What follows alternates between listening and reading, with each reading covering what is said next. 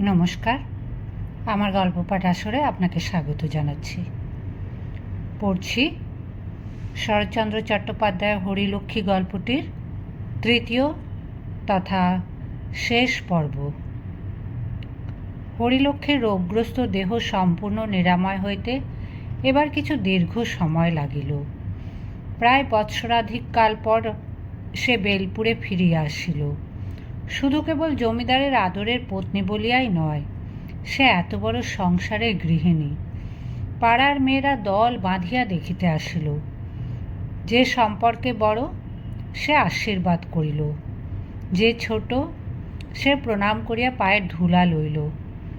আসিল না শুধু বিপিনের স্ত্রী, সে যে আসিবে না হরিলক্ষ্মী তাহা জানিত।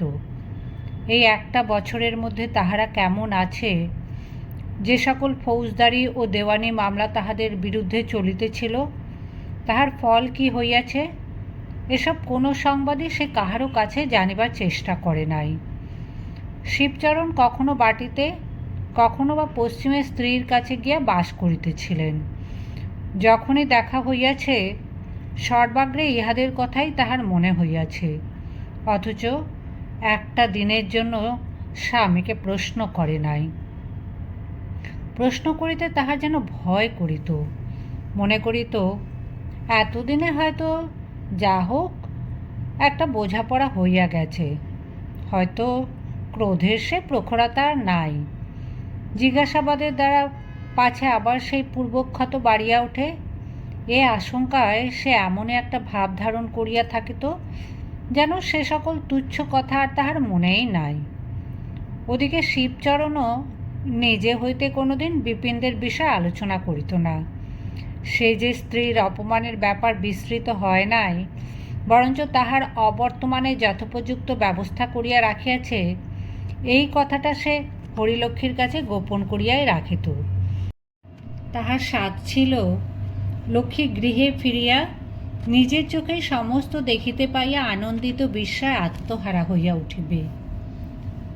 বেলা বাড়িয়া উঠিবার পূর্বেই পিসিমার পুনঃ পুনঃ সস্নেহ তাড়নায় লক্ষ্মী স্নান করিয়া আসিলে তিনি উৎকণ্ঠা প্রকাশ করিয়া বলিলেন, তোমার রোগা শরীর বৌমা, নিচে গিয়ে কাজ নেই, এইখানেই ঠাঁই করে ভাত দিয়ে যাক।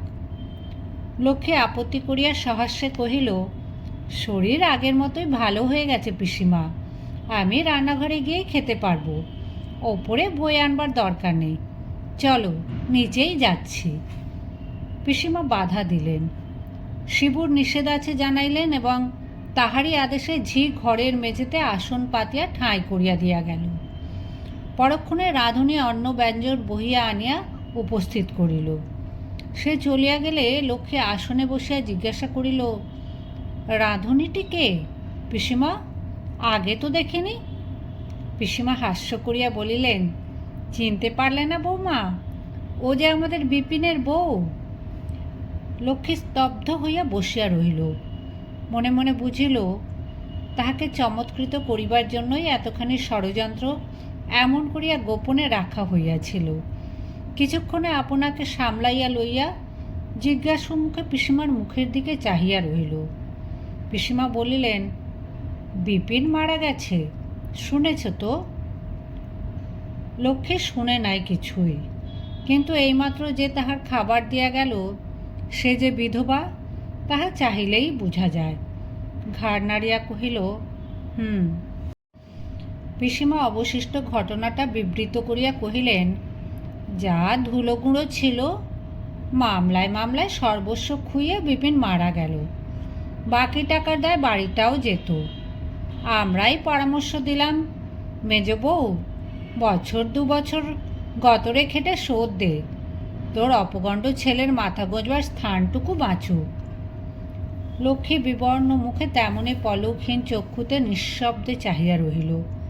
পিসিমা সহসা গলা খাটো করিয়া বলিলেন, তবু আমি একদিন ওকে আড়ালে ডেকে বলেছিলাম, মেজ বউ, যা হবার তা তো হলো, এখন ধার ধর করে যেমন করে হোক একবার কাশি গিয়ে বৌমার হাতে পায়ে গিয়ে পড়, ছেলেটাকে তার গায়ের উপর ফেলে দিয়ে বলগে, দিদি, এর তো কোনো দোষ নেই, একে বাঁচাও।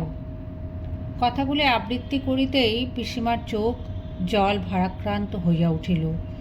অঞ্চলে মুছিয়া ফেলিয়া বলিলেন, কিন্তু সেই যে মাথা গুঁজে মুখ বুজে বসে রইল, হাঁ না একটা জবাব পর্যন্ত দিলে না।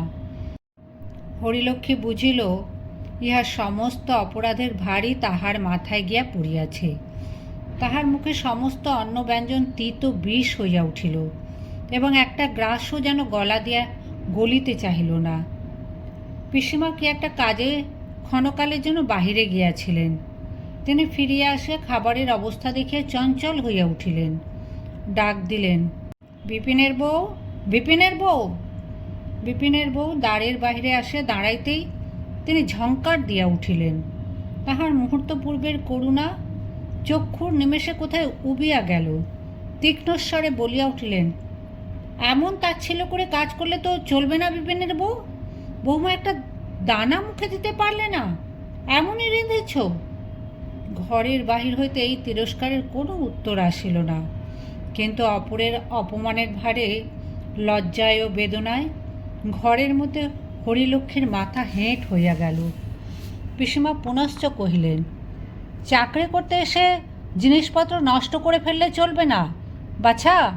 আরও 5 জনে যেমন করে কাজ করে তোমাকেও তেমনই করতে হবে, তা বলে দিচ্ছি।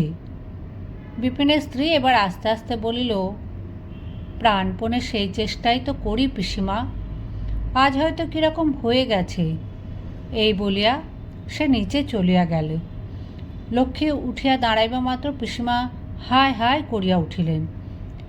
লক্ষ্মী মৃদু কণ্ঠে কহিল, কেন দুঃখ করছো পিসিমা? আমার দেহ ভালো নেই বলেই খেতে পারলাম না। মেজ বউয়ের রান্না ত্রুটি ছিল না।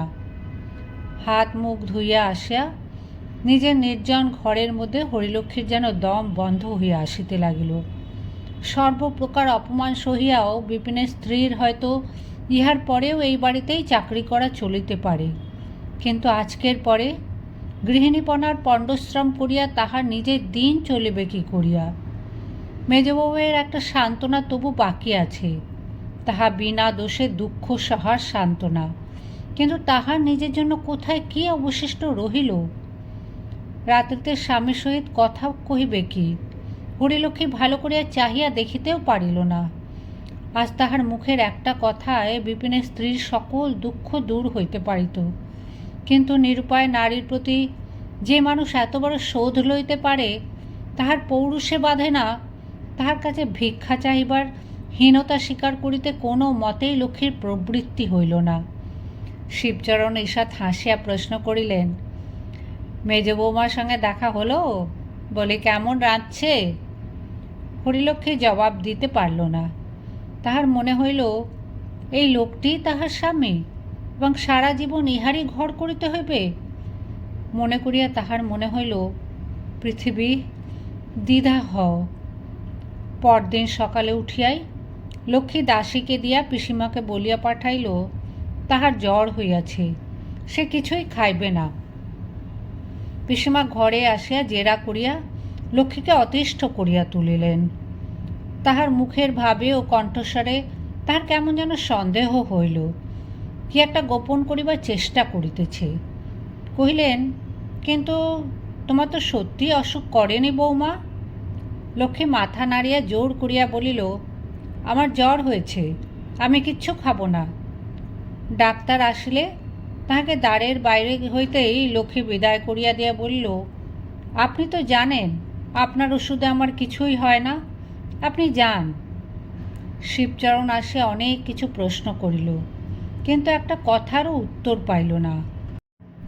আরও 2-3 দিন যখন এমনি করিয়া কাটিয়া গেল, তখন বাড়ির সকলেই কেমন যেন অজানা আশঙ্কায় উদ্বিগ্ন হইয়া উঠিল। সেদিন বেলা প্রায় 3য় প্রহর। লক্ষ্মী স্নানের ঘর হইতে নিঃশব্দ মৃদু পদে প্রাঙ্গণের একধার দিয়া ওপরে যাইতেছিল। পিসিমা রান্নাঘরের বারান্দা হইতে দেখিতে পাইয়া চিৎকার করিয়া উঠলেন, দেখো বৌমা, বিপিনের বউয়ের কাজ। হ্যাঁ মেজ বউ, শেষকালে চুরি শুরু করলে? হরিলক্ষ্মী কাছে গিয়া দাঁড়াইল। মেজ বউ মেঝের উপর নির্বাক অধোমুখে বসিয়া, একটা পাত্রে অন্নব্যঞ্জন গামছা ঢাকা দেওয়া সম্মুখে রাখা। পিসিমা দেখাইয়া বললেন, তুমিই বলো বৌমা, এত ভাত তরকারি একটা মানুষে খেতে পারে? ঘরে নিয়ে যাওয়া হচ্ছে ছেলের জন্যে, অথচ বারবার করে মানা করে দেওয়া হয়েছে।